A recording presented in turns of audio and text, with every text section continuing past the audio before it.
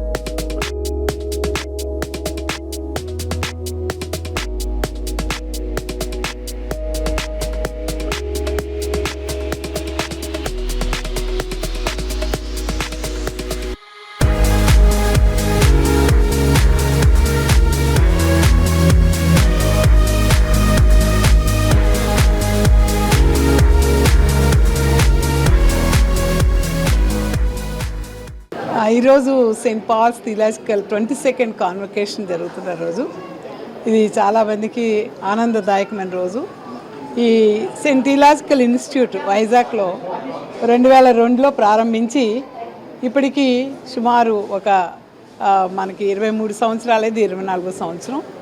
మరి స్టార్టింగ్లో చాలా తక్కువ జనంతో చేరి ఇప్పుడు ఒకవేళ 3000 మంది పాస్టర్స్ ట్రైనింగే సర్టిఫికేట్ తీసుకొని వెళ్ళారు. ఇది చాలా ఉపయోగకరంగా ఉంది. ఎందుకంటే మామూలుగా ఏమీ తెలియని వాళ్ళు కూడా వచ్చి వాక్యం చెప్పేస్తూ ఉన్నారు కదా. ఈ వేదాంత విద్య నేర్చుకోవడం ద్వారా సైంటిఫిక్గా ఇతరులకు ఎలాగ దేవుని వాక్యం వివరించాలి అన్నది వాళ్ళకి మేము గైడెన్స్ ఇస్తాము. క్లాసుల్లో వాళ్ళకి ట్రైనింగ్ ఉంటుంది, తర్వాత వాళ్ళకి ఆర్డినేషన్ ఉంటుంది.